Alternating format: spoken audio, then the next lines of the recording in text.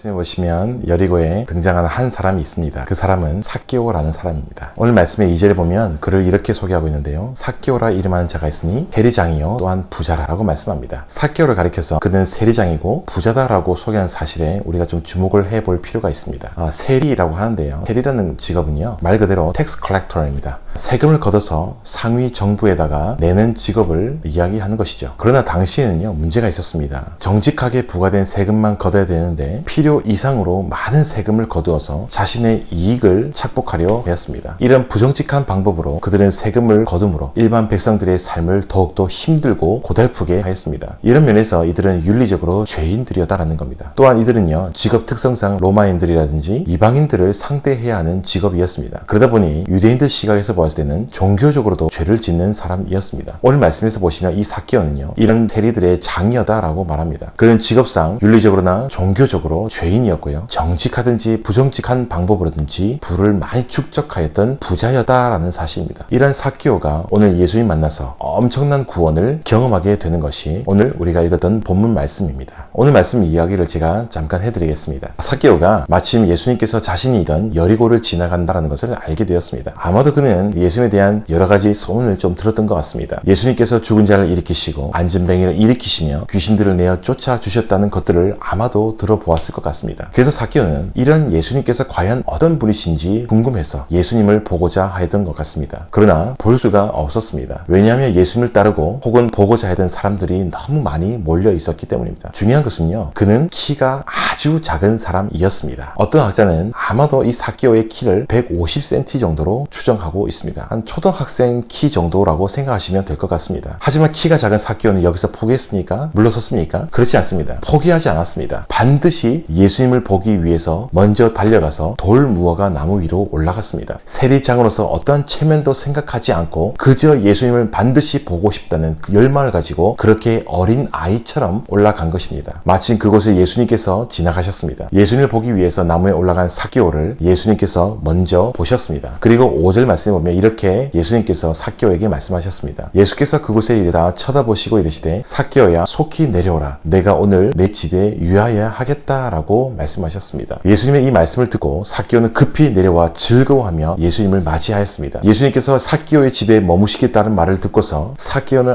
아주 기뻤습니다. 하지만 이를 지켜보았던 다른 사람들에게 이 일은 수근거리고 비방할 만한 일이었던 것 같습니다. 왜냐하면 당시에 누군가의 집에 머물고 함께 식사한다라는 일은요 아무하고나 하는 일이 결코 아니었기 때문입니다. 함께 머물고 함께 식사한다는 의미는요 내가 함께 식사하는 이 사람과 비슷한 동료이거나 한 가족이 되는 것을 의미하였기 때문입니다. 함께 식사하는 사람과 비슷한 사람이 되고자 여기서 예수님께서 함께 식사한 사람이 누구입니까? 그 당시에 죄인으로 취급받던 세리가 아니었겠습니까? 그래서 유대인들은요 결코 이방인 죄인들과 또한 더러운 죄인들과 식사 교제를 결코 하지 않았습니다. 그런데 하나님의 아들이라고 하는 그분께서 예수님께서 더러운 죄인이고 세리장인 삭개오와 함께 머무시겠다라고 하는 것은요 아주 파격적이고 충격적인 일이었습니다. 예수님께서 죄인으로 여기는 삭개오와 함께 머무시며 식사하시겠다라고 하는 것은 예수님께서 삭개오처럼 함께 더러워진다는 뜻을 이야기하는 것은 아닙니다. 오히려 삭개오가 예수님께서 베푸시는 구원의 잔치에 함께 참여하게 되었다라는 것을 의미하는 겁니다. 나아가서 삭개오가 예수님과 더불어 하나님의 자녀가 되었다라는 것을 선포하는 아주 놀라운 구원의 선포다라는 것입니다. 이를 보고 사람들은 수군거렸습니다. 7절 말씀에서 사람들이 수군거렸다라는 표현을 보면요 우리가 주위 사람들과 조용한 목소리로 속삭이는 것을 이야기하는 것이 아닙니다. 여기서 수군거리다라는 헬라어 원어를 보면 투덜거리고 원망불편하는 것입니다. 사람들이 예수님의 모습을 보고 불만을 표시한 이유는요 예수님께서 죄인의 집에 함께 머무신다라는 모습만 보았을 뿐만 아니라 그 속에 담겨진 예수님의 놀라운 구원의 은혜를 발견하지 못하였기 때문에 그들이 이렇게 비방하고 수군거렸던 것입니다. 마치 누가복음 15장에서 집 나간 둘째 아들이 다시 아버지께 돌아왔을 때에 밖에서 아버지를 원망했던 큰 아들처럼 말입니다. 바로 이때 삭개오는 예수님께 놀라운 고백을 합니다. 8절 말씀을 보시면 삭개오가 서서 주께 여짜오 이르되 주여 보시옵소서 내 소유의 절반을 가난한 자들에게 주겠사오며 만일 누구의 것을 속여 빼앗은 일이 있으면 내 갑절이나 갚겠나이다 라고 말씀합니다. 삭개오의 이러한 고백은 아주 놀라운 고백입니다. 당시 그는 세리장으로서 부정한 방법으로 백성들의 재산을 갈취하고 착복했던 사람이었습니다. 그가 돈으로 범죄하였으니 자신의 재산으로 가난한 자들에게 나눠주겠고 속여 빼앗은 빼앗은 것이 있다고 한다면 4배로 4갑절로 갚겠다라고 고백하고 있습니다. 사실 이것은 회개하였다라는 것을 의미합니다. 삭개오는 예수님의 부르심 앞에 회개하는 것으로 반응하였습니다. 여러분, 여기서 우리는 회개가 무엇인지 잘 알 수 있습니다. 여러분들 회개가 무엇이라고 생각하십니까? 대개 회개라고 한다면 보통 자신의 잘못을 고백하거나 집회 같은 곳에서 기도하면서 눈물을 흘리는 것을 내가 회개했다라고 생각합니다. 그러나 그것은 성경적으로 말씀하는 회개가 아닙니다. 성경에서 말씀하는 회개는요, 단순히 자신의 잘못을 뉘우치고 후회하는 것만을 가리키는 것이 아닙니다. 온전한 회개는 마음으로 통한히 여기는 것으로만 그치는 것이 아니라 자신의 삶의 방향을 완전히 뒤바꾸는 것을 이야기합니다. 즉 다시 말해 참된 회개란 뉘우침을 넘어서서 방향성의 전환을 이야기하는 것입니다. 자신이 가던 길이 잘못된 것을 알게 되었으면 하나님의 말씀과 성령의 깨닫게 하심으로 이 모든 것들을 알게 되었다고 한다면 그 가던 길에서 방향을 완전히 바꾸어야 하는 겁니다. 그 방향이 어디겠습니까? 하나님의 뜻, 하나님의 말씀으로 돌이키는 것입니다. 내가 내 뜻대로 살다가 내 뜻을 다 버리고 하나님의 말씀으로 인생의 방향을 돌이키는 것입니다. 이러한 방향성의 전환이 없다면 그 사람은 하나님이 원하시는 회개를 한 사람이라고 볼 수가 없습니다. 삭개오는 제물로 하나님께 범죄하였으니 예수님을 만나고 나서 자신의 잘못된 삶의 방향을 완전히 전환해서 하나님의 말씀으로 방향을 완전히 바꾸는 모습을 보였습니다. 삭개오가 속여 빼앗은 것이 있다고 한다면 4배로 갚겠다라는 것은 사실 율법의 말씀에 근거해서 하는 고백이기도 한 것입니다. 출애굽기 22장 1절 말씀 보면 이렇게 말씀하고 있는데요. 사람이 소나 양을 도둑질해서 잡거나 팔면 그는 소 한 마리에 소 5마리로 갚고 양 한 마리에 양 4마리로 갚을지니라 라고 말씀합니다. 삭개오는 예수님 앞에서 참으로 회개하였습니다. 삭개오가 회개하자 예수님께서는 삭개오를 가리켜서 구원을 선포하셨습니다. 9절 말씀해 보시면 예수께서 이르시되 오늘 구원이 이 집에 이르렀으니 이 사람도 아브라함의 자손이로다 라고 선포하셨습니다. 삭개오는 세리였고 죄인이었음에도 불구하고 회개함으로 구원함을 얻었습니다. 그리고 아브라함의 자손으로 인정받았습니다. 예수님께서는 잃어버린 자로 등장한 삭개오를 오늘 말씀에서 구원하셨습니다. 그러면 오늘 삭개오가 예수님 만나서 회개하고 구원받은 이 사건은 오늘날을 살아가는 우리에게 어떤 의미가 있을까요? 오늘 우리가 이 말씀을 통해서 알아야 되는 사실이 과연 무엇일까요? 사실 오늘 말씀에서 핵심은요, 바로 구원입니다. 오늘 말씀을 통해서 죄인을 구원하신 하나님의 놀라우심과 역동적인 구원의 드라마가 사실 나타나고 있습니다. 그것은 3가지로 여러분에게 말씀드리기 원합니다. 먼저는요, 삭개오의 회개 이전에 예수님의 부르심이 있었다라는 겁니다. 삭개오가 오늘 회개함으로 구원을 얻은 것을 보고요, 어떤 사람들은 삭개오가 회개하였기 때문에 구원을 얻었다라고 오해하는 사람들도 있습니다. 그래서 마치 오늘 말씀 가지고 회개하는 것을 구원의 전제 조건으로 보면서 삭개오가 구원받은 것을 회개라는 값을 지불하였기 때문에 조건적으로 구원받은 것으로 오해하는 사람들이 있습니다. 그러나 이것은 교리적으로도 맞지 않고요, 오늘 성경에서 말씀하고자 하는 내용이 사실 아닙니다. 우리가 삭개오가 회개하기 이전에 어떤 일이 있었는지 좀 볼 필요가 있습니다. 예수님을 보기 위해서 나무 위에 올라간 삭개오를 보시고 예수님께서 먼저 하신 것이 있습니다. 그것이 무엇인지 아십니까? 5절 말씀해 보시면 예수님께서는 삭개오를 부르셨다라는 겁니다. 예수님께서는 분명 삭개오를 처음 보셨을 것인데 마치 이미 다 아시고 계시는 것처럼 신근하게 그의 이름을 삭개오야 라고 부르셨습니다. 마치 사람의 속을 다 아시는 예수님께서는요, 삭개오를 이미 다 아시고 부르셨습니다. 그리고 삭개오와 함께 머무시겠다라고 하시면서 이미 구원으로 반응하신 겁니다. 다시 말해 삭개오의 회개는 구원의 전제 조건이 아니라 예수님의 부르심의 결과였고 초청의 결과였다라는 겁니다. 삭개오가 먼저 회개하였기 때문에 구원받은 것이 아니라 예수님의 구원의 잔치로 초대와 부르심이 있었기 때문에 그 결과로 삭개오는 회개라는 것으로 순종하고 회개라는 것으로 반응하였다라는 겁니다. 삭개오의 회개는 자신이 이미 얻은 구원이라는 것을, 구원을 가지고 그가 구원받은 사람이라는 것을 드러내는 것이었습니다. 그리고요, 삭개오의 구원은 철저히 하나님의 주권이었다라는 사실입니다. 문학적으로 볼 때 오늘 삭개오의 구원 사건과 사실 대비되는 사건이 이전에 이미 있었습니다. 누가복음 18장 18절부터 보면요, 한 부자 관리가 등장하는 이야기가 있습니다. 이 부자 관리는 예수님을 찾아와서 자신의 영생 얻는 방법을 예수님께 물었습니다. 그는 어려서부터 십계명을 다 지켰다라고 자부하는 사람이었습니다. 이어서 예수님께서는 그에게 한 가지 부족한 것을 지적하셨습니다. 그것은 그가 가지고 있는, 그가 부자니까 많은 재물을 가지고 있었겠죠. 그가 가지고 있는 재물을 다 팔아서 가난한 자들에게 나누어 주고 그리고 예수님을 따라오라라는 겁니다. 이 말을 들은 부자 관리는요, 어떻게 반응했습니까? 큰 부자라서 이 말을 듣고 근심하고 예수님의 부르심에 순종하지 못하는 것으로 나타나고 있습니다. 바로 이때 예수님께서 하신 말씀이 있습니다. 누가복음 18장 24절 보면 예수님께서 이렇게 말씀하셨는데요,